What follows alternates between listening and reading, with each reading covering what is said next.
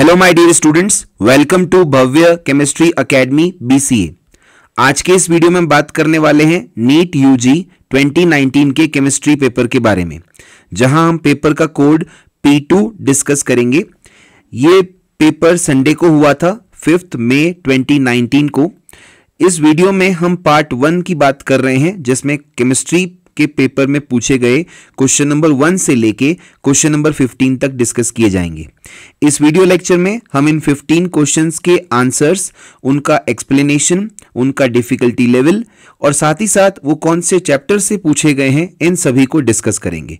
तो वीडियो बहुत ही इंफॉर्मेटिव और बहुत ही यूजफुल होने वाला है। तो आइए वीडियो की शुरुआत करते हैं। सबसे पहले बात करते हैं क्वेश्चन नंबर 1 की, जो कि एक इजी क्वेश्चन है और थर्मोडायनेमिक्स चैप्टर से पूछा गया है। देखिए क्या कहता है question. Under isothermal condition a gas at 300 kelvin expands from 0.1 litre to 0.25 litre against a constant external pressure of 2 bar. The work done by the gas is given that 1 litre bar is equal to 100 joule. आपके options हैं -30 joule, 5 kilo joule, 25 joule and 30 joule. क्या कह रहा है question, ध्यान से देखिए students, कि आइसोथर्मल कंडीशन पर जहां पे टेम्परेचर कांस्टेंट रखा गया है, कोई गैस एक्सपेंड करती है 300 केल्विन टेम्परेचर पर और एक्सपेंशन के दौरान उसका वॉल्यूम 0.1 लीटर से 0.25 लीटर कांस्टेंट एक्सटर्नल प्रेशर जो कि 2 बार है उस पे एक्सपेंशन होता है। आपको बताना है इस प्रोसेस में गैस के द्वारा कितना वर्क किया गया है और आपको आंसर जूल में निकालना है। और आपको दे रखा है कि 1 लीटर बार जो है वो 100 जूल के इक्वल होता है। और इस क्वेश्चन का जो सही आंसर है वो है 1, दैट इज -30 जूल। अब कैसे आया, तो इसका सॉल्यूशन देखते हैं। तो देखिए ध्यान से। तो स्टूडेंट्स, जैसा कि हम जानते हैं कि isothermal irreversible expansion of gas जब होता है, उस समय जो वर्क डन होता है उसको कैसे कैलकुलेट करते हैं। तो देखिए ध्यान से। We know that the work done by the gas during the isothermal irreversible expansion of the gas is given as follows.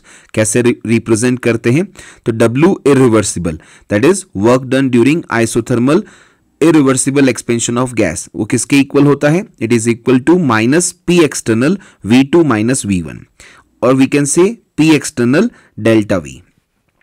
P external क्या है, कांस्टेंट एक्सटर्नल प्रेशर जिसके अगेंस्ट वर्क हो रहा है, वो यहां पे दे रखा है 2 बार, क्वेश्चन में गिवन है।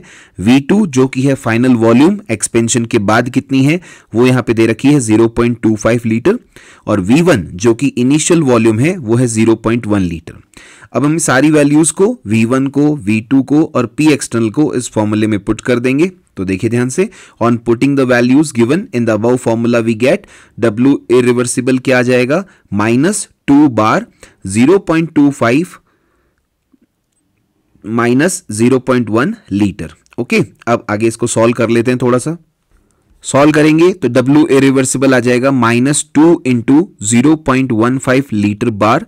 W इरिवर्सिबल आएगा -0.30 लीटर बार। ओके, अब क्योंकि हमें आंसर जूल में निकालना है तो लीटर बार को हम रिप्लेस कर देंगे 100 जूल से। तो W इरिवर्सिबल आ जाएगा -0.30 इंटू 100 जूल।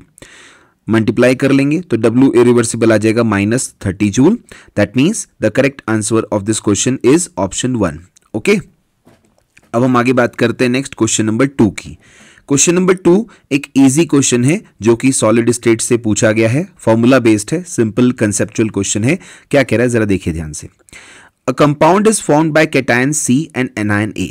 आपको फॉर्मूला बताना है कंपाउंड का क्या होगा, और उस कंपाउंड के अंदर 2 चीजें हैं, कैटायन है और एनायन है। कैटायन को रिप्रेजेंट किया गया है C से और एनायन को रिप्रेजेंट किया गया है A से। The anions form hexagonal closed pack lattice. जो एनायंस हैं वो HCP लैटिस का फॉर्मेशन करते हैं, HCP लैटिस के रूप में प्रेजेंट हैं। And the cations occupy 75% of octahedral voids. और जो कैटायंस हैं उन्होंने 75% ऑक्टाहेड्रल वॉइड्स ऑक्यूपाई कर रखे हैं। The formula of the compound is, जो कंपाउंड आपके सामने दे रखा है उसका फॉर्मूला क्या है। आपके पास ऑप्शन है C2A3, C3A2, C3A4, C4A3। ठीक है, तो हमारे पास कंडीशन क्लियर है, कैटायन है, एनायन है एनायन HCP लैटिस में है, कैटायन 75% ऑक्टाइडल वॉइड ऑक्यूपाई कर रहे हैं और हमें बताना है इस कंपाउंड का फॉर्मूला क्या है। इस क्वेश्चन का जो सही आंसर है वो है 3, दैट इज C3A4। कैसे आया तो इसके एक्सप्लेनेशन की और इसके आंसर की बात करते हैं। तो जैसा कि मैंने अभी आपसे कहा कि इस क्वेश्चन का सही आंसर है 3, दैट इज C3A4। अब कैसे आया तो उसका एक्सप्लेनेशन देखते हैं।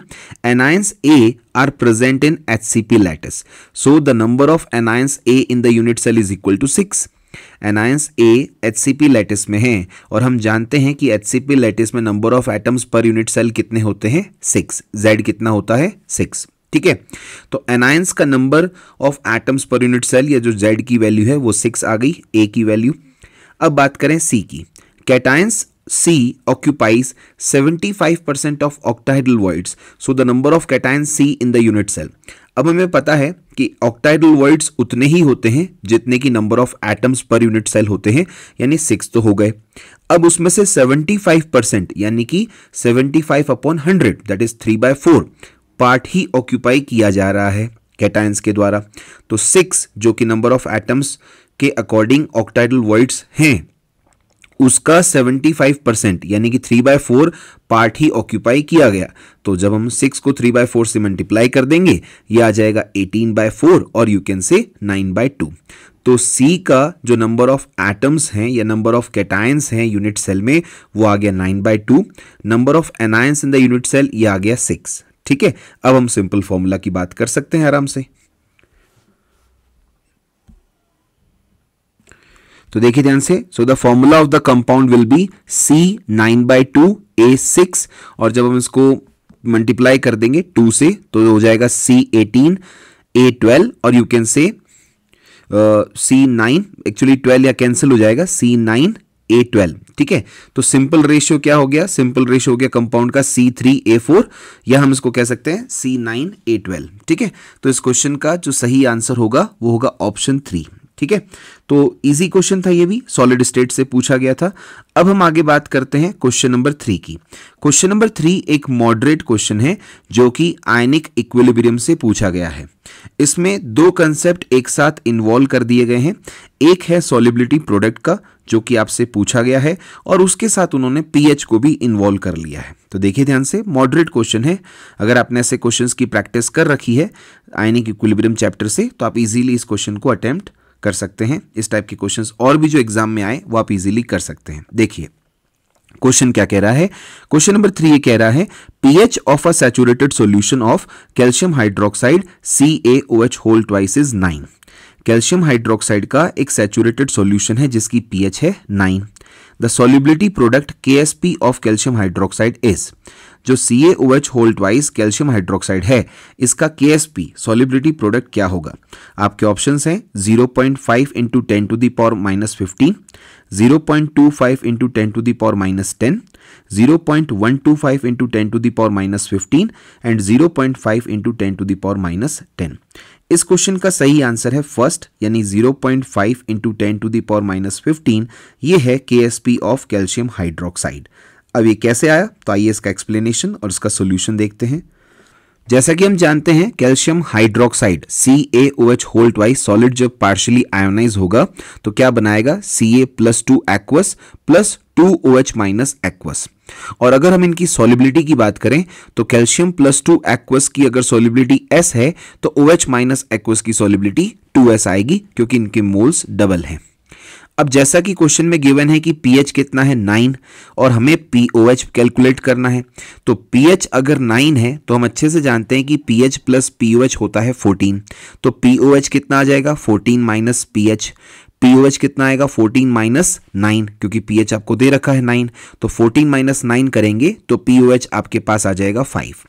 अब pOH आपके पास 5 आ गया, that means OH minus ion की कंसेंट्रेशन आपके पास है 10 की पावर -5 m, जो कि हमें सॉल्युबिलिटी ऊपर दे रखा है उसके अकॉर्डिंग है 2S।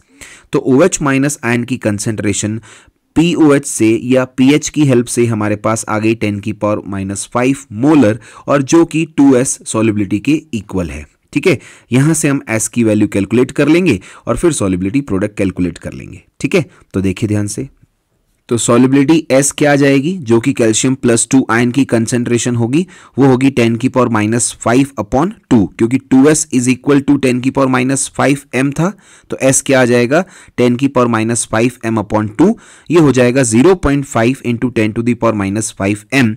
ये है S की वैल्यू, जो कि कैल्शियम +2 आयन की कंसेंट्रेशन के इक्वल होता है। अब अगर हम बात करें कैल्शियम हाइड्रोक्साइड के सॉल्युबिलिटी प्रोडक्ट KSP के बारे में, तो KSP हो जाएगा कैल्शियम +2 आयन की concentration and multiplied by OH minus ion की कंसेंट्रेशन का स्क्वायर। ठीक है, KSP is equal to S into 2S का square, that is equal to 4S cube. ठीक है, 4 हमने बाहर ले लिया, S की वैल्यू हम ऑलरेडी ऊपर डिटरमाइन कर चुके हैं, 0.5 इंटू 10⁻⁵m इसका क्यूब हो जाएगा, तो KSP हो जाएगा 4 इंटू 0.5 इंटू 10⁻⁵ का क्यूब। ये सॉल्व करने पर KSP आपके पास आ जाएगा 0.5 इंटू 10⁻⁻15, और ऐसा आपको ऑप्शन 1 में दे रखा है। हेंस इस क्वेश्चन का, क्वेश्चन नंबर 3 का जो करेक्ट आंसर है वो है ऑप्शन 1। ठीक है, अब हम आगे बात करते हैं क्वेश्चन नंबर 4 की। क्वेश्चन नंबर 4 मोल कंसेप्ट चैप्टर से पूछा गया एक इजी क्वेश्चन है। कैसे इसको करना है देखिए ध्यान से। The number of moles of hydrogen molecules required to produce 20 moles of ammonia through Haber's process is. अब पहले आपको ये पता होना चाहिए कि हेबर्स प्रोसेस में जो अमोनिया का फॉर्मेशन होता है उसके अंदर नाइट्रोजन और हाइड्रोजन कंबाइन करके अमोनिया बनाते हैं, और वहां पे आपको 20 मोल्स ऑफ अमोनिया बनानी है, जिसके लिए आपको हाइड्रोजन मॉलिक्यूल्स के कितने मोल्स चाहिए ये आपसे पूछा गया है। अब इसके ऑप्शंस, इसके आंसर और एक्सप्लेनेशन की बात करते हैं, तो देखिए ध्यान से। इस क्वेश्चन के ऑप्शंस हैं 10, 20, 30 एंड 40, और इस क्वेश्चन का जो सही आंसर है वो है 30, यानी 20 मोल्स ऑफ अमोनिया का फॉर्मेशन करने के लिए हाइड्रोजन मॉलिक्यूल्स के 30 मोल्स की रिक्वायरमेंट होती है। ठीक है, अब इसका एक्सप्लेनेशन देखिए। N2 gas plus 3H2 gas gives 2 ammonia gas. तो यहां से बैलेंस्ड केमिकल इक्वेशन से हम केमिकल स्टोइकियोमेट्री की बात कर सकते हैं। केमिकल स्टोइकियोमेट्री इस रिएक्शन के लिए क्या होगी, 1, 3, 2। इसका मतलब हुआ hence to produce 2 moles of ammonia gas it requires 3 moles of hydrogen gas. इस स्टोइकियोमेट्री से हम क्या कह सकते हैं कि 2 मोल्स ऑफ अमोनिया गैस का फॉर्मेशंस करने के लिए 3 मोल्स ऑफ H2 गैस की रिक्वायरमेंट होती है, और हमको कितना बनाना है, 20 मोल्स ऑफ अमोनिया गैस करना है। तो हम क्या कह देंगे, therefore 20 moles of ammonia gas production will require. 20 moles of ammonia gas का प्रोडक्शन करने के लिए हाइड्रोजन H2 गैस के कितने मोल्स की रिक्वायरमेंट होगी, तो देखिए ध्यान से। तो क्या कह देंगे, 3/2 into 20 moles of H2 gas, that comes out to be 30 moles of H2 gas. Hence the correct answer of this question is option 3। ठीक है, अब हम आगे बात करते हैं क्वेश्चन नंबर 5 की। ये क्वेश्चन नंबर 5 सॉल्यूशन चैप्टर से पूछा गया एक इजी क्वेश्चन है। क्या कह रहा है जरा ध्यान से देखिए। For an ideal solution the correct option is. Ideal solution के लिए कौन सा ऑप्शन करेक्ट है। पहला ऑप्शन कह रहा है delta S mix is equal to 0 at constant temperature and pressure. दूसरा ऑप्शन कह रहा है delta V mix not equal to 0 at constant temperature and pressure. तीसरा ऑप्शन कह रहा है delta H mix is equal to 0 at constant temperature and pressure. और चौथा ऑप्शन कह रहा है delta G mix is equal to 0 at constant temperature and pressure. इस क्वेश्चन का जो सही आंसर है वो है 3, यानी कि आइडियल सॉल्यूशन के लिए करेक्ट ऑप्शन क्या है, delta H mix is equal to 0 at constant temperature and pressure. अभी कैसे आया, तो आइए इसका एक्सप्लेनेशन देखते हैं। तो देखिए स्टूडेंट्स, जब हम बात करते हैं किसी आइडियल सॉल्यूशन की, तो आइडियल सॉल्यूशन के लिए जो एंट्रोपी चेंज ड्यूरिंग मिक्सिंग होता है वो पॉजिटिव होता है, और we can say delta S mixing is more than 0, is greater than 0। ठीक है, पहली बात। दूसरी बात, जब हम आइडियल सॉल्यूशन की बात करते हैं तो उसके लिए डेल्टा वी मिक्सिंग 0 होता है, यानी सॉल्यूट को सॉल्वेंट में ऐड करने के बाद जो सॉल्यूशन बना उसकी वॉल्यूम में कोई चेंज नहीं आता है, वॉल्यूम चेंज ड्यूरिंग मिक्सिंग 0 होता है। इसी तरह से डेल्टा एच मिक्सिंग जो होता है, enthalpy change during the formation of solution, वो भी क्या आता है, 0। एंथैल्पी चेंज यहाँ पे क्या आएगा, 0। और अगर हम बात करें डेल्टा जी मिक्सिंग की, डेल्टा जी ड्यूरिंग मिक्सिंग क्या आएगा, वो होता है लेस देन 0। ठीक है, तो जो आपको ऑप्शंस दे रखे हैं उसके हिसाब से जो करेक्ट ऑप्शन है इस क्वेश्चन का वो है 3, जहां delta H mix is equal to 0 कहा गया है आइडियल सॉल्यूशन के लिए। ठीक है, अब आगे देखिए ध्यान से। नेक्स्ट हम बात करते हैं क्वेश्चन नंबर 6 की। क्वेश्चन नंबर 6 एक मॉडरेट क्वेश्चन है, इलेक्ट्रोकेमिस्ट्री से पूछा गया है, फॉर्मूला बेस्ड है, थोड़ी सी कैलकुलेशन इन्वॉल्व है और आप इजीली इसको कर सकते हैं, राइट। फिर भी हम इसे मॉडरेट की कैटेगरी में रखेंगे क्योंकि थोड़ा सा लॉग लेना पड़ेगा, कैलकुलेट करना पड़ेगा, दैट्स वाई। बाकी फॉर्मूला बेस्ड क्वेश्चन है, ये इलेक्ट्रोकेमिस्ट्री से पूछा गया है। तो देखिए क्या कह रहा है question number 6, for a cell involving 1 electron, ऐसा सेल जिसमें 1 इलेक्ट्रॉन इन्वॉल्व होता है, उसके लिए ई नॉट सेल है 0.59 volt at 298 kelvin. The equilibrium constant for the cell reaction is, आपको किसी ऐसे सेल की बात कही गई है जिसमें 1 इलेक्ट्रॉन इन्वॉल्व होता है, उसके लिए ई नॉट सेल होता है 0.59 वोल्ट 298 केल्विन टेम्परेचर पर, और उस सेल रिएक्शन के लिए आपको इक्विलिब्रियम कांस्टेंट कितना होता है ये बताना है। आपको दे रखा है, गिवन है 2.303 RT अपॉन F, ये होता है 0.059 वोल्ट एट 298 केल्विन टेम्परेचर। ठीक है, आपके पास ऑप्शन है इस क्वेश्चन के लिए। फर्स्ट ऑप्शन कह रहा है 1.0 into 10 to the power 2, second option कह रहा है 1.0 into 10 to the power 5, third option कह रहा है 1.0 इंटू 10 टू द पावर 10 और फोर्थ ऑप्शन कह रहा है 1.0 इंटू 10 टू द पावर 30। ठीक है, अब इस क्वेश्चन का आंसर और एक्सप्लेनेशन क्या होगा तो देखते हैं ध्यान से। इस क्वेश्चन का जो करेक्ट आंसर है वो है 3। अब वो आया कैसे उसकी बात करते हैं, तो देखिए एक्सप्लेनेशन ध्यान से। We know that E cell is equal to E not cell minus 2.303 RT upon NF log base 10 Q। अब क्योंकि हम बात कर रहे हैं इक्विलिब्रियम पे ई सेल 0 होता है और Q जो होता है वो KEQ यानी इक्विलिब्रियम कांस्टेंट के इक्वल होता है, और साथ ही साथ हमको गिवन है 2.303 RT अपॉन F किसके इक्वल है 0.059 वोल्ट की। ये सारी वैल्यूज हम यहाँ पुट कर देते हैं इक्वेशन में। सो क्या हो जाएगा, 0 is equal to E not cell minus 0.059 volt upon 1, क्योंकि 1 इलेक्ट्रॉन इन्वॉल्व है, n की वैल्यू 1 है, लॉग बेस 10 KEQ। तो ई नॉट सेल क्या हो जाएगा, E not cell will be equal to 0.059 volt log base 10 KEQ, right. तो हम क्या कह देंगे, ई नॉट सेल भी आपको गिवन है, कितना है 0.59 volt is equal to 0.059 volt log base 10 KEQ। ठीक है, फर्दर इसको सॉल्व करते हैं। फर्दर सॉल्व करने पर लॉग बेस 10 KEQ क्या हो जाएगा 0.59 अपॉन 0.059, लॉग बेस 10 KEQ क्या आ जाएगा 10, लॉग को इधर शिफ्ट कर देंगे हम, लॉग 10 से मल्टीप्लाई करें तो KEQ क्या आ जाएगा 10 टू द पावर 10, और you can say 1 into 10 to the power 10। ऐसा आपको दे रखा है ऑप्शन 3 में, hence the correct answer of this question is option 3। ठीक है, अब हम आगे बात करते हैं क्वेश्चन नंबर 7 की। क्वेश्चन नंबर 7 एनवायरमेंटल केमिस्ट्री से पूछा गया एक इजी क्वेश्चन है। क्या कह रहा है जरा देखिए, among the following the one that is not a green house gas is. नीचे जो गैस के नाम दे रखे हैं उनमें से ऐसी कौन सी एक गैस है जो ग्रीन हाउस गैस नहीं है। ध्यान देना स्टूडेंट्स, ग्रीन हाउस गैस नहीं है, नॉट पूछा है। अब आइए इसके ऑप्शंस की, इसके आंसर की और एक्सप्लेनेशन की बात करते हैं। आपके ऑप्शंस हैं नाइट्रस ऑक्साइड, मैथेन, ओजोन और सल्फर डाइऑक्साइड। इस क्वेश्चन का सही आंसर है 4, दैट इज सल्फर डाइऑक्साइड। अब इसका एक्सप्लेनेशन देखते हैं। Besides carbon dioxide the other green house gases are methane, water vapours, nitrous oxide, CFCs and ozone, while sulfur dioxide SO2 gas is not a greenhouse gas।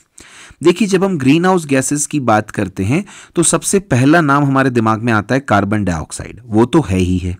उसके अलावा अगर हम दूसरी green house gases की बात करें तो उसमें आता है मैथेन CH4, वाटर वेपर भी उसी में आते हैं, नाइट्रस ऑक्साइड भी उसी में आता है, क्लोरोफ्लोरोकार्बन भी उसमें आते हैं, ओजोन भी उसमें आता है, लेकिन सल्फर डाइऑक्साइड SO2 गैस उसमें नहीं आती है। SO2 ग्रीन हाउस गैस नहीं होती है। इसीलिए इस क्वेश्चन का जो करेक्ट आंसर है वो है 4, because SO2 sulphur dioxide is not a green house gas. ठीक है, अब हम आगे बात करते हैं क्वेश्चन नंबर 8 की। जनरल ऑर्गेनिक केमिस्ट्री से पूछा गया एक सिंपल क्वेश्चन है जिसको हम केमिकल बॉन्डिंग में भी इन्वॉल्व कर सकते हैं, और एक इजी क्वेश्चन है। यहाँ पे क्या कह रहा है जरा देखिए, the number of sigma bonds and pi bonds in pent 2ene 4ine is. आपके सामने कंपाउंड दे रखा है, एल्कीनाइन का एग्जाम्पल है ये, पेंट 2इन 4आइन। इसमें आपको बताना है सिग्मा बॉन्ड्स और पाई बॉन्ड्स का नंबर क्या है। आपके पास ऑप्शंस हैं। फर्स्ट ऑप्शन कह रहा है 10 sigma bonds and 3 pi bonds. Second option कह रहा है 8 sigma bonds and 5 pi bonds. Third option कह रहा है 11 sigma bonds and 2 pi bonds. और फोर्थ ऑप्शन कह रहा है 13 sigma bonds and no pi bonds. ठीक है, अब आगे देखिए इसके आंसर और एक्सप्लेनेशन की बात करते हैं। इस क्वेश्चन का जो करेक्ट आंसर है वो है 1, यानी पेंट 2इन और 4आइन के अंदर 10 सिग्मा बॉन्ड्स और 3 पाई बॉन्ड्स प्रेजेंट होते हैं।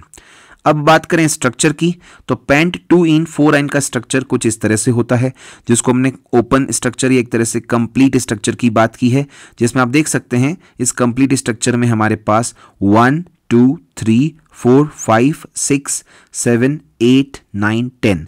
ध्यान रखिए स्टूडेंट्स, हम सारे सिग्मा बॉन्ड्स गिन रहे हैं, चाहे वो कार्बन हाइड्रोजन सिग्मा बॉन्ड है, चाहे कार्बन कार्बन सिग्मा बॉन्ड है। तो टोटल हमारे पास नंबर ऑफ सिग्मा बॉन्ड्स आ गए 10। अब बात करें पाई बॉन्ड की, तो 1 डबल बॉन्ड में 1 पाई बॉन्ड होता है, 1 ट्रिपल बॉन्ड में 2 पाई बॉन्ड होते हैं। तो total number of pi bond जो इस कंपाउंड के अंदर प्रेजेंट है वो है 3। और ऐसा जो ऑप्शन दे रखा है जहां सिग्मा बॉन्ड्स 10 है और पाई बॉन्ड्स 3 हैं, वो है ऑप्शन नंबर 1। इसीलिए इस क्वेश्चन का जो करेक्ट आंसर हो गया वो हो गया option number 1। Okay students, I hope आपको सारी बात समझ में आ रही है। अब हम आगे बात करते हैं क्वेश्चन नंबर 9 की। Question number 9 chemical bonding chapter से पूछा गया एक इजी और कंसेप्चुअल क्वेश्चन है, जो थोड़ा सा आप दिमाग लगा के करें तो आराम से इसको कर सकते थे। देखिए क्या कह रहा है question number 9, which of the following diatomic molecular species has only pi bonds according to molecular orbital theory. यानी अगर हम मॉलिक्यूलर ऑर्बिटल थ्योरी के अकॉर्डिंग बात करें तो ऐसी कौन सी डायटोमिक मॉलिक्यूलर स्पीसीज है जो नीचे दे रखी है, उसमें केवल पाई बॉन्ड्स प्रेजेंट होते हैं। आपके ऑप्शंस हैं O2, N2, C2 and Be2। तो इस क्वेश्चन का जो करेक्ट आंसर है वो है 3, यानी इसका जो सही आंसर है वो है C2। C2 मॉलिक्यूल ऐसा होता है जो कि डायटोमिक मॉलिक्यूलर स्पीसीज है जिसमें केवल पाई बॉन्ड्स प्रेजेंट होते हैं। अब ऐसा कैसे होता है, तो आइए इसका एक्सप्लेनेशन देखते हैं। According to molecular orbital theory के अकॉर्डिंग अगर हम बात करें, the electronic configuration of C2 molecule is as follows. Molecular orbital theory के अकॉर्डिंग अगर हम बात करें तो C2 मॉलिक्यूल की इलेक्ट्रॉनिक कॉन्फ़िगरेशन क्या होती है, sigma 1s2, sigma star 1s2, sigma 2s2, sigma star 2s2, pi 2px2 is equal to pi 2py2। अब आप यहाँ पे ध्यान से देख सकते हैं कि C2 मॉलिक्यूल में केवल पाई बॉन्ड्स ही हैं, पाई इलेक्ट्रॉन्स, पाई मॉलिक्यूलर ऑर्बिटल जो कि बॉन्डिंग वाले हैं वही भरे गए हैं, पाई 2px और पाई 2py। इसीलिए C2 मॉलिक्यूल में केवल क्या प्रेजेंट होते हैं, पाई बॉन्ड्स प्रेजेंट होते हैं। और ऐसा दे रखा है हमारे पास ऑप्शन नंबर 3 में, hence the correct answer of this question is option number 3। अब आगे देखिए ध्यान से, क्वेश्चन नंबर 10 एक तरह से मॉडरेट क्वेश्चन है जो कि रेडॉक्स रिएक्शन से पूछा गया है और इसमें अलग अलग चैप्टर्स में आने वाले रिएक्शंस को यूज किया गया है। तो बेसिकली डी ब्लॉक एलिमेंट्स और रेडॉक्स को मिक्स करके क्वेश्चन यहां पे बनाया गया है। क्वेश्चन नंबर 10 मॉडरेट क्वेश्चन है। क्या कह रहा है जरा देखिए, which of the following reactions are disproportionation reaction. कौन सी रिएक्शन ऐसी हैं जो डिसप्रपोर्शनेशन रिएक्शन की कैटेगरी में आती हैं। डिसप्रपोर्शनेशन रिएक्शन क्या होती हैं, पहले जरा उसकी बात कर लें एक बार। ऐसी रिएक्शंस होती हैं जिसमें ऑक्सीडेशन और रिडक्शन सेम स्पीसीज का होता है। यहां पे आपको पहले 4 रिएक्शंस दे रखी हैं A B C D। A reaction में 2 कॉपर प्लस कन्वर्ट हो रहा है copper plus 2 plus copper neutral में। बी ऑप्शन के अंदर 3MnO4 minus 2 plus 4H plus react कर रहे हैं 2MnO4 minus plus MnO2 plus 2H2O का फॉर्मेशन हो रहा है। सी ऑप्शन में 2KMnO4 को हीट करने पर K2MnO4 plus MnO2 plus O2 का फॉर्मेशन हो रहा है। और डी ऑप्शन में 2MnO4 minus plus 3Mn plus 2 plus 2H2O react करके 5MnO2 प्लस 4H प्लस का फॉर्मेशन कर रहे हैं। आपको बताना है select the correct option from the following. जो नीचे ऑप्शंस दे रखे हैं उनमें से कौन सा ऑप्शन करेक्ट है, यानी जो ऊपर 4 रिएक्शंस दे रखी हैं ABCD, इनमें से कौन सी डिसप्रपोर्शनेशन रिएक्शन है उसका करेक्ट पेयर आपको नीचे ऑप्शंस में से सेलेक्ट करना है। पहला ऑप्शन है ए, क्या कह रहा है A and B only. Second option कह रहा है ABC। थर्ड ऑप्शन कह रहा है ए, सी एंड डी, और फोर्थ ऑप्शन कह रहा है ए एंड डी ओनली। तो आइए स्टूडेंट्स इसका आंसर और इसके एक्सप्लेनेशन की बात करते हैं और अच्छे से समझते हैं कि कौन कौन सी रिएक्शन डिस्प्रपोर्शनेशन है तो वो क्यों है, और जो नहीं है वो क्यों नहीं है। इस क्वेश्चन का जो सही आंसर है वो है 1। अब इसका एक्सप्लेनेशन देखते हैं, जैसे सारी कहानी हमको समझ में आ जाएगी। तो देखिए, disproportionation reaction are the special type of redox reaction in which an element in one oxidation state is oxidize and reduce simultaneously. Disproportionation reaction एक स्पेशल टाइप की रिडॉक्स रिएक्शन होती हैं जिसमें एक एलिमेंट अपने किसी एक ऑक्सीडेशन स्टेट से ऑक्सीडाइज और रिड्यूस्ड साइमल्टेनियसली हो जाता है। एक ही समय पे वो ऑक्सीडाइज भी होता है और एक ही समय पे वो रिड्यूस भी हो जाता है। जो फर्स्ट रिएक्शन हमारे सामने दे रखी है जिसमें 2 कॉपर प्लस कन्वर्ट हो रहा है कॉपर प्लस 2 और कॉपर में, ये एक डिस्प्रपोर्शनेशन रिएक्शन का एग्जाम्पल है। क्यों है? क्योंकि कॉपर प्लस 2 में ऑक्सीडेशन शो कर रहा है, ऑक्सीडाइज हो रहा है, और कॉपर प्लस कॉपर में रिड्यूस हो रहा है, रिडक्शन शो कर रहा है। ऑक्सीडेशन इसलिए क्योंकि ऑक्सीडेशन नंबर बढ़ रहा है, और रिडक्शन इसलिए क्योंकि ऑक्सीडेशन नंबर डिक्रीज हो रहा है, घट रहा है। Here, copper plus 1 is oxidized and reduced simultaneously. That's why the given reaction is an example of disproportionation reaction. अब हम इस तरह से बाकी एक एक ऑप्शन को भी डिस्कस करते हैं, तो देखिए ध्यान से। बी ऑप्शन की बात करें, जहां MnO4-2 जो है उसके अंदर Mn+6 ऑक्सीडेशन स्टेट में है, और जो प्रोडक्ट के अंदर MnO4- है उसमें Mn+7 ऑक्सीडेशन स्टेट में है, और MnO2 के अंदर Mn+4 ऑक्सीडेशन स्टेट में है। जो बी जो रिएक्शन आपके सामने दे रखी है ये भी एक डिस्प्रपोर्शनेशन रिएक्शन का एग्जाम्पल है, क्योंकि जो MnO4-2 है वो ऑक्सीडेशन शो कर रहा है और MnO4- में ऑक्सीडाइज हो रहा है, वो रिडक्शन भी शो कर रहा है और MnO2 में रिड्यूस भी हो रहा है। तो MnO4-2 ऑक्सीडाइज भी हो रहा है और रिड्यूस भी हो रहा है, एक साथ हो रहा है, इसलिए ये जो गिवन रिएक्शन है वो किसका एग्जाम्पल है? डिस्प्रपोर्शनेशन रिएक्शन का।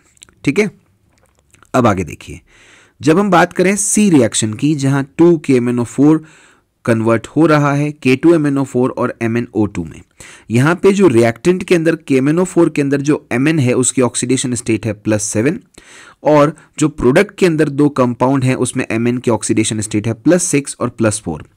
ये डिस्प्रपोर्शनेशन रिएक्शन नहीं है, क्योंकि KMnO4 केवल रिड्यूस्ड ही हो रहा है, ऑक्सीडाइज नहीं हो रहा है। तो यहां पे बात क्लियरली कही गई है, it is not a disproportionation reaction because KMnO4 is reduced only, it is not oxidized simultaneously. इसलिए सी वाली जो रिएक्शन है वो डिस्प्रपोर्शनेशन रिएक्शन नहीं है। अगर हम बात करें डी रिएक्शन की, जहां 2MnO4- plus Mn+2 plus H2O MnO2 में कन्वर्ट हो रहा है, तो रिएक्टेंट के अंदर जो Mn की ऑक्सीडेशन स्टेट प्रेजेंट है वो है +7 एंड +2, और प्रोडक्ट के अंदर जो ऑक्सीडेशन स्टेट है वो है +4। ठीक है, तो आप यहां पे भी देख सकते हैं दोनों ही ऑक्सीडेशन स्टेट रिड्यूस हो रहे हैं लेकिन ऑक्सीडाइज नहीं हो रहा है, तो ये भी एक रेडॉक्स रिएक्शन की कैटेगरी में नहीं आएगा। तो क्या कह देंगे? It is not a disproportionation reaction, in fact the given reaction is the reverse of disproportionation reaction. यहां पे हम क्या कहेंगे? डिस्प्रपोर्शनेशन रिएक्शन नहीं है, इनफैक्ट ये डिस्प्रपोर्शनेशन रिएक्शन का रिवर्स है। तो हमने क्या देखा? Only A and B reaction are disproportionation reaction. केवल जो फर्स्ट और सेकेंड यानी ए और बी रिएक्शन जो थे वही डिस्प्रपोर्शनेशन रिएक्शन में थे, और ऐसा आपको दे रखा है ऑप्शन 1 में। Hence the correct answer of this question is option 1, जो कह रहा है ए एंड बी ओनली। ठीक है, अब हम आगे बात करते हैं क्वेश्चन नंबर 11 की, जो कि एक इजी क्वेश्चन है, केमिस्ट्री इन एवरीडे लाइफ से पूछा गया है। अगर आपको ड्रग्स के बारे में थोड़ा बहुत बेसिक आइडिया है तो आप आराम से इस क्वेश्चन को अटेम्प्ट कर सकते हैं। क्या कह रहा है question? Among the following the narrow spectrum antibiotic is. जो आपके सामने 4 एंटीबायोटिक का जिक्र किया गया है, इसमें आपको बताना है नैरो स्पेक्ट्रम एंटीबायोटिक कौन सा है। ठीक है, आपके ऑप्शंस हैं पेनिसिलिन जी, एम्पिसिलिन, एमॉक्सिसिलिन, क्लोरमफेनिकॉल। इस क्वेश्चन का जो सही आंसर है वो है फर्स्ट, यानी पेनिसिलिन जी जो है वो नैरो स्पेक्ट्रम एंटीबायोटिक होता है। अब इसका एक बार एक्सप्लेनेशन देख लेते हैं। देखिए ध्यान से students, the antibiotics which are effective mainly against gram positive और gram negative bacteria are called as narrow spectrum antibiotics. ऐसे एंटीबायोटिक्स जो कि ग्राम पॉजिटिव और ग्राम नेगेटिव बैक्टीरिया के अगेंस्ट ही मेनली अफेक्टिव होते हैं उनको नैरो स्पेक्ट्रम एंटीबायोटिक्स कहते हैं। Penicillin G is a narrow spectrum antibiotic. जो पेनिसिलिन जी है वो नैरो स्पेक्ट्रम एंटीबायोटिक होता है, जबकि उसके अलावा जो यहाँ पे दे रखे हैं एम्पिसिलिन, एमॉक्सिसिलिन एंड क्लोरमफेनिकोल, ये सभी ब्रॉड स्पेक्ट्रम एंटीबायोटिक्स होते हैं। इसलिए जो करेक्ट आंसर है इस क्वेश्चन का वो है ऑप्शन 1। ठीक है, अब हम आगे बात करते हैं क्वेश्चन नंबर 12 की। The correct order of the basic strength of methyl substituted amine in aqua solution is. Aqua solution के अंदर जो मैथिल सब्स्टिट्यूटेड अमीन्स हैं उनकी बेसिक स्ट्रेंथ का करेक्ट ऑर्डर क्या है। ये क्वेश्चन अमीन्स चैप्टर से पूछा गया एक इजी क्वेश्चन है। देखिए इसके बारे में बात करते हैं, इसके ऑप्शंस की, इसके आंसर की और फिर इसके एक्सप्लेनेशन की बात करते हैं। तो देखिए ध्यान से, इस क्वेश्चन के लिए आपके पास ऑप्शन है dimethylamine, methylamine, trimethylamine in the decreasing order. Second option है trimethylamine, methylamine and dimethylamine in the decreasing order. Third option है trimethylamine, dimethylamine and methylamine in the decreasing order. और फोर्थ ऑप्शन है methylamine, dimethylamine and trimethylamine in the decreasing order. इस question का सही answer है 1, जिसमें कि हम कह रहे हैं कि डाइमेथिलअमीन का बेसिक स्ट्रेंथ सबसे ज्यादा, फिर मैथिलअमीन का, फिर ट्राइमेथिलअमीन का। अब इसका एक्सप्लेनेशन देखते हैं कि कैसे आया ये। तो देखिए students, in aqua solution the basic strength of substituted amine is combinedly affected by electron donating inductive effect, solvation effect which includes hydrogen bonding and steric hindrance। देखिए स्टूडेंट्स, जब हम बेसिक स्ट्रेंथ ऑफ अमीन्स की बात करते हैं, specially substituted amines की बात करते हैं और वो भी एक्वा सॉल्यूशन के अंदर, तो वहां पे 3 फैक्टर्स वर्क करते हैं। पहला होता है इलेक्ट्रॉन डोनेटिंग इंडक्टिव इफेक्ट यानी कि प्लस आई इफेक्ट। दूसरा होता है सॉल्वेशन इफेक्ट जहां पे हम हाइड्रोजन बॉन्डिंग की बात करते हैं। और फिर तीसरा है स्टेरिक इफेक्ट या स्टेरिक हिंड्रेंस। इन तीनों इफेक्ट को मिला के ही एक्वा सॉल्यूशन के अंदर basic strength of substituted amine calculate की जाती है। ठीक है, अब अगर हम बात करें जो आपके सामने यहाँ पे मिथाइल अमीन्स दे रखे हैं, इनकी बेसिक स्ट्रेंथ कैसे कैलकुलेट करेंगे, कैसे डिटरमाइन करेंगे, तो देखिए ध्यान से। तो हम ये कह देंगे तीनों फैक्टर को जब हम कंसिडर करते हैं तो डाइमेथिलअमीन सबसे ज्यादा बेसिक होता है, उसके बाद मैथिलअमीन और उसके बाद ट्राइमेथिलअमीन। तो हम ये कह देंगे the correct order of basic strength of methyl substituted amine in the aqua solution is as follows. क्या होगा उसमें, डाइमेथिलअमीन सबसे ज्यादा, सारे तीनों फैक्टर्स को कंसिडर करते हुए, फिर उसके बाद मैथिलअमीन और फिर उसके बाद ट्राइमेथिलअमीन। ठीक है, तो इस क्वेश्चन का जो सही आंसर है वो है ऑप्शन 1। ठीक है, अब हम आगे बात करते हैं क्वेश्चन नंबर 13 की। क्वेश्चन नंबर 13 मेरे हिसाब से इस पूरे वीडियो के अंदर जो सबसे टफ क्वेश्चन कह सकते हैं सरफेस केमिस्ट्री का। हालांकि सरफेस केमिस्ट्री से लॉजिकल क्वेश्चन आते हैं, बट ये थोड़ा सा टफ की कैटेगरी में आएगा, डिफिकल्ट की कैटेगरी में आएगा, क्योंकि इसमें आपको थोड़ा सा दिमाग लगाना होगा अच्छे से। क्या कह रहा है जरा देखिए। Which mixture of the solution will lead to the formation of negatively charged colloidal AgI sol. यानी आपको यहां पे 4 मिक्सचर दे रखे हैं। इन चारों मिक्सचर में, मतलब 2 पेयर हैं यहाँ पे, और ऐसे 4 ऑप्शन के अंदर 4 मिक्सचर दे रखे हैं सॉल्यूशन के। आपको बताना है कि कौन से पेयर का mixture negative charge colloidal sol बनाएगा। AgI का सॉल कहां बनेगा, ठीक है, और ये कहां बनेगा ये आपको बताना है। So in my opinion this question is a tough question as far as this whole 1 to 15 questions are considered and this is from surface chemistry. ठीक है, तो आइए इसके आंसर और इसके एक्सप्लेनेशन की बात करते हैं। अच्छे से समझिएगा, एक्सप्लेनेशन बहुत ईजी है, सबको समझ में आ जाएगा, ध्यान से देखिएगा। इस क्वेश्चन का जो आंसर है वो है 2। कैसे आया, पहले हम उसका एक्सप्लेनेशन की बात करते हैं।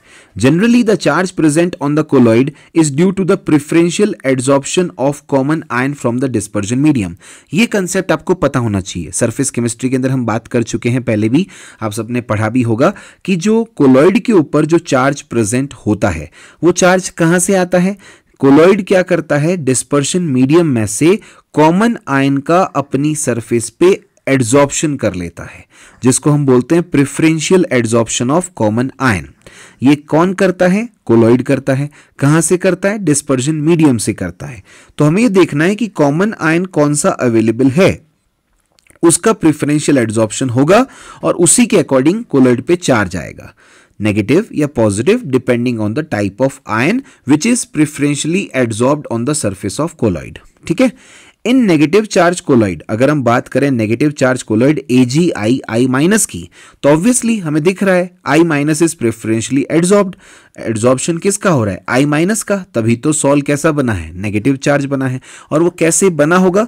तो AgNO3 की रिएक्शन जब आपने KI से करवाई तो वहां से AgI सॉल बना और KNO3 सॉल्यूशन में है, और AgI जो बना वो मीडियम से I माइनस को जब एड्सॉर्ब कर लेगा तब जाके आपके पास AgI I माइनस का नेगेटिव चार्ज सॉल्व बनेगा। उसके लिए आपके पास KI जो है वो एक्सेस अमाउंट में होना चाहिए।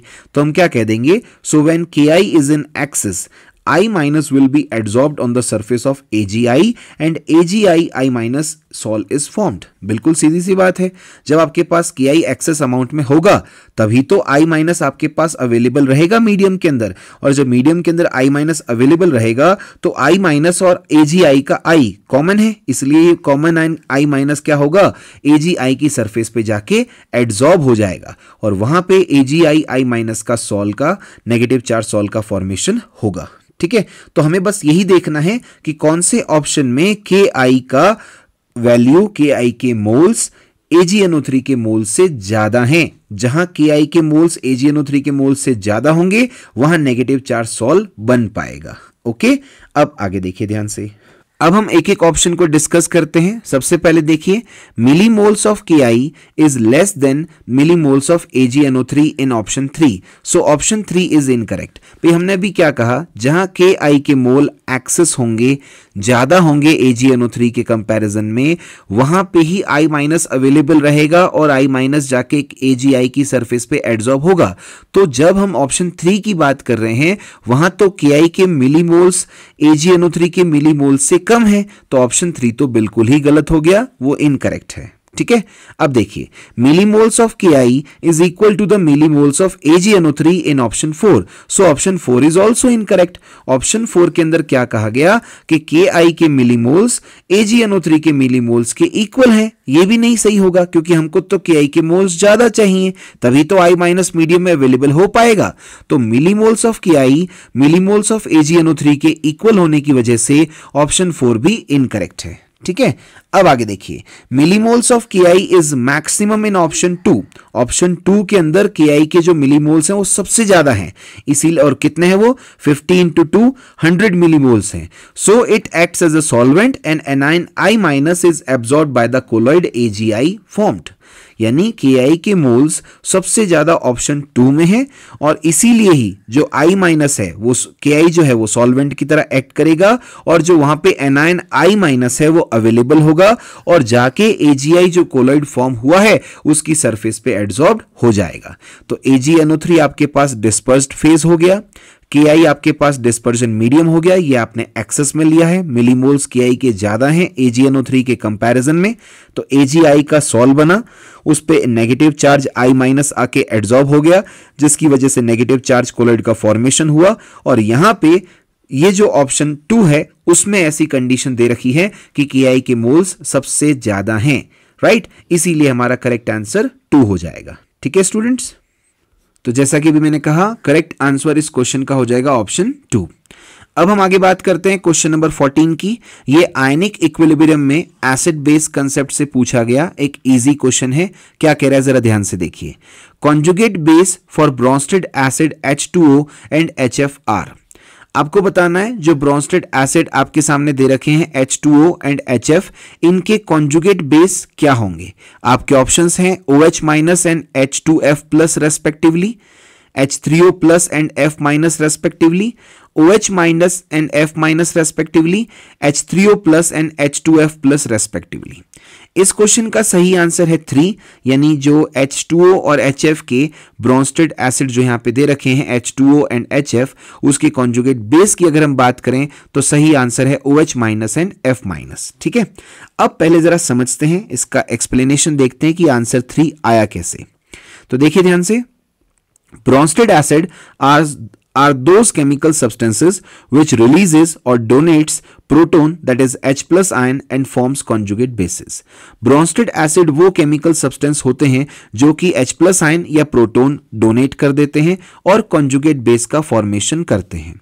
H2O after releasing proton form OH minus which is the conjugate base of H2O।